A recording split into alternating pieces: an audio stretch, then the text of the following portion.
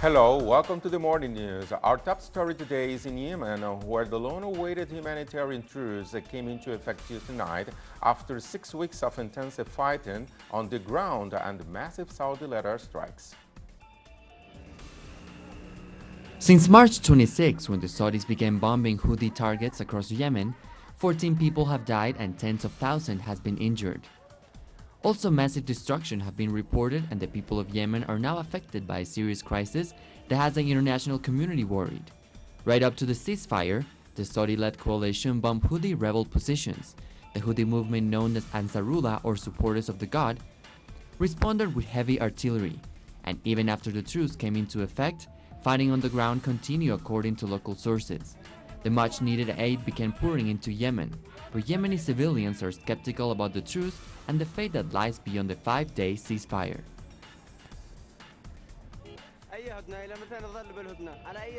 What truce? How long will it last? On what basis will it end? And what after the truce? How we will live after the truce?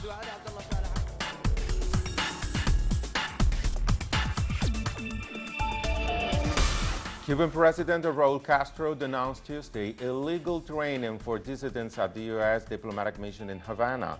Castro said he told Obama recently that he was concerned that this government continued to carry out illegal activity in Cuba.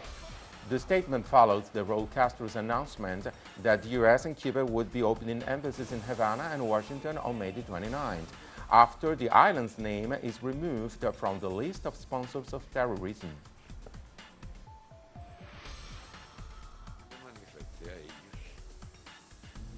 What I told them, concretely to the president, what most concerned me is that continue doing illegal things. And after a historic stay in Cuba, President François Hollande arrived in Haiti to become the second French head of state that has visited the country since 1804. Hollande said France has a moral debt with the Caribbean nation, but fell short of saying they would pay back an unfair sum Haiti paid for its independence over 200 years ago that would amount to $20 billion today.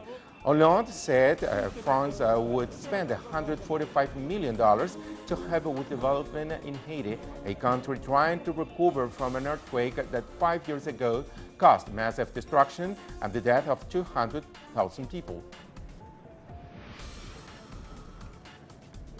We believe in Haiti because you have considerable opportunity. And now to Mexico, our correspondent Clayton Connor was on scene during yet another protest of families of disappeared in a country where there are more than 23,000 people missing. It has now become a common sight, mothers of Mexico's missing or disappeared taking the streets of the country's major cities. For many, the years of protests and demands for answers fall on chronically deaf ears. It seems that there's a terrible deafness, because we've gone to many authorities. We present them with our problem, which is not an isolated problem. And there's only a simulation, because they don't search. There is no actual field search. Analysts watch closely as Mexican lawmakers do approve a bill that gives official recognition and calls for adequate penalties to the crime of forced disappearance, 17 years after the United Nations called on Mexican authorities to act. It's a step, an element, but it's very inefficient because what they have recently been able to achieve is that general laws can now be emitted. But the crimes against humanity are not categorized as such in the penal codes. And we are not just talking about forced disappearance. We are also talking about torture, extrajudicial murder, and sexual abuses. Yet analysts point to the ongoing investigation into the case of the disappeared Ayotzinapa students as an example of the state's unwillingness to fully act against those authorities who participate in the previously mentioned crimes. We consider it to be a negative element that there is a fragmentation of the investigation that does not give an integral perspective of the different crimes committed in this context. We have made very concrete recommendations that hopefully will produce decisions towards this accumulation in the case that will produce better results in the investigation. Protests for justice and truth will continue to fill the streets until lawmakers actually implement the newly passed law against forced disappearances. Clayton Cantelesur, Mexico City. Tensions picked in Peru's resource-rich district of Cajamarca Tuesday as riot police faced off with protesters. Angry people banged pots and pans and chucked rocks at police using slingshots. The rally marked the start of a 72-hour strike against the project run by a Mexican company that protesters say that will harm the local environment. The demonstrations were the latest in a string of violent protests against the mine that have left 3 dead and 200 injured. President Humala urged both sides to return to talks. What we want is to re-establish normality and restart dialogue with those leaders who reflect the interest of the people of Islay.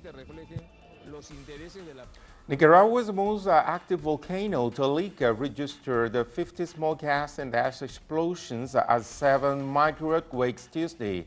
Dramatic images emerged after visitors to the volcano found themselves just meters from its massive crater as it spewed dark clouds of ash and gas high into the sky. The explosions cover nearby farming communities with ash. No evacuations are in place as of yet. Nicaragua's Tolica volcano is located in the province of León.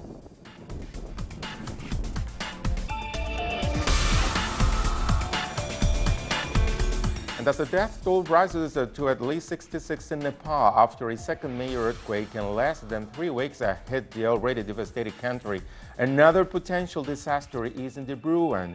The annual monsoon season is approaching, and scientists worry that the torrential rains could trigger landslides, putting hundreds of lives at risk. In Kathmandu, hundreds of people have decided to sleep in the streets, fearing yet another earthquake.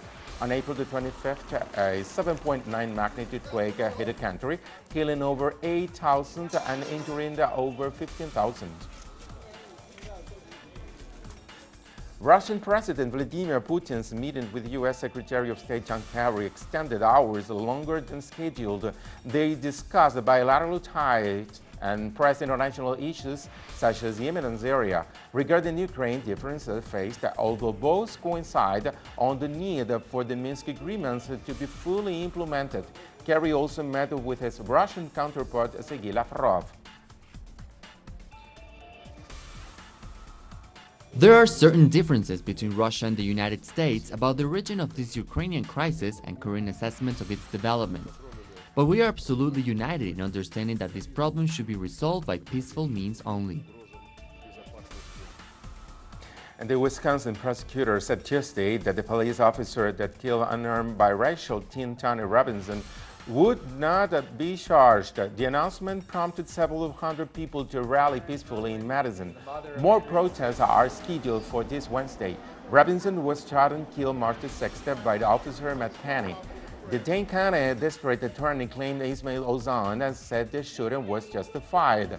The decision caused disappointment among protesters and Robinson's family. And there are few words that I can put in to describe my feeling as to how. And there are few words that I can put in to describe my feeling as to how he's being demonized. An Amtrak passenger train with more than 200 passengers on board derailed in North Philadelphia Tuesday night, killing at least 6 people and injuring more than 140. Police and rescuers worked through the night. At least 7 rail cars went off the tracks and could be seen demolished and dangled upside down in Port Richmond along the Delaware River. Authorities said they had no idea what caused the train wreck.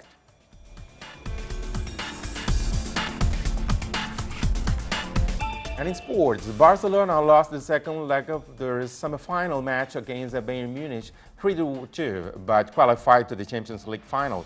Thousands of fans in Barcelona celebrated their team's victory. Brazilian forward Neymar scored 2 goals, striking them Bayern's hope to reach the final to be played in Berlin June the 6th. Barcelona awaits the result of the game this Wednesday between Real Madrid and Juventus. The Italian football club won the first leg 2-1. More on these on our website, telesurtv.net/English. Have a good day.